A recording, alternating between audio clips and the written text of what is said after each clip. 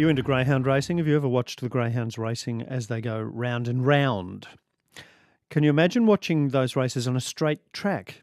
Do you think you would see as much if you were there in person and not watching it on the TV? Apparently, TV, better on straight track. In person, obviously, if you're there trackside, you want them to go round and round. In ABC News, you've been hearing about how Greyhound New South Wales is looking for clubs who would be interested in a trial of less curved tracks in an effort to reduce injuries to the dogs. There are some good stats out on the reduction in injuries thus far as well. Rick Symonds has it all. He is the Chief Vet for Greyhound Racing New South Wales. He's with you now. And Rick, g'day. Hello, Paul. Can you go over the numbers for us for the reduction in deaths on trackside for greyhounds?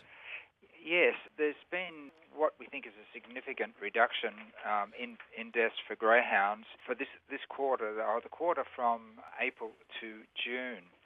Previously, we rate the number of deaths per thousand starts, and in the previous quarter, that is from January to March, there were 28.2 or 28 incidents per thousand starts. In the quarter from April to June, there were 21.7. So that was quite a significant reduction. Why do you think that was? What's been done?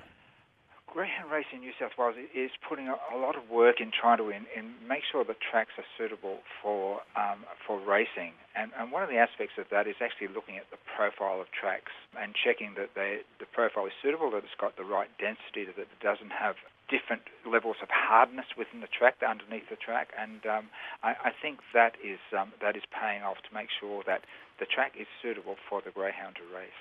I know a few people with rescue greyhounds, and they seem sort of delicate dogs. Are they kind of more delicate than other dogs? If another kind of dog were racing on the track, is it less likely that they would actually die as a result of these kind of imperfections?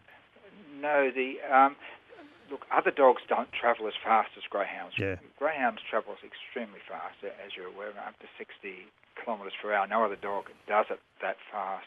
So what happens with greyhounds is around the track, there's two primary causes for that. One of them is just the crowding and turning. So it's like getting a racing cars around the track. We know that when they get to a corner, they bunch up, and that's the time when there can be possible accidents. And there's a lot of stress and strain on the car when the racing car turns the corner. It's the same with dogs. When they turn the corner, there's a lot of, especially at speed, and especially with other dogs around them, there's a tendency they can either bump into each other, or just the strain of the corner. If they go too fast, it actually can cause muscle or bone damage to them. So do you find many of those deaths are caused during cornering? Yes. Okay. The evidence is that the corners are a risk area for greyhounds, and a lot of that is about the steepness of the corner, the change in direction in a corner. It's like a roller coaster. If you look at one of the roller coasters that goes sideways, if it's a very sharp turn, there's a lot more. If you're on that, there's a lot more jerk around that, and that happens to greyhound on a bigger scale. And so one of the aspects that we're looking at is actually looking at how steep a corner is to reduce that the curve around that, or increase the camber on a corner to reduce the stresses on the greyhound legs. Or straighten the track, which is another move that's on at the moment, to have straight tracks. Yes. I remember when this came up in the horse racing industry, and there was a push, possibly for similar reasons, in the horse racing industry to have straight tracks, straight races. And I also remember that they were saying the reason we have curved tracks is for the or the trackside audience, so that they can see the whole race, is why it's a circle. If you go out where you can have straight tracks, it's better for television. Sure, it's not as good for trackside viewing, but there are fewer trackside viewers these days, so it's mainly television. Is it the same for dogs? It is exactly the same. In theory, you can make a track as long as you like, but I think that some of the people who attend on track don't find that so attractive, and also people like, I think, the view of animals turning a corner. It just becomes more attractive than a straight track. So where we're going in the short term is to look at a straight track for the shorter distances, For the longer distances, maybe have what they call a single turn track, but make that turn a gradual turn, a turn that actually causes less damage to the dog.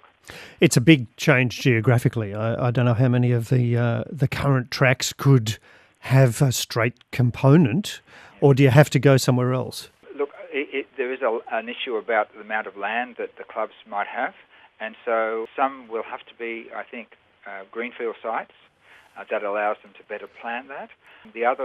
Other clubs, they may not have the land to put in a straight track. Yeah.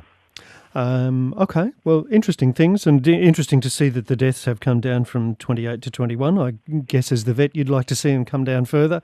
Maybe a push towards straight tracks will help.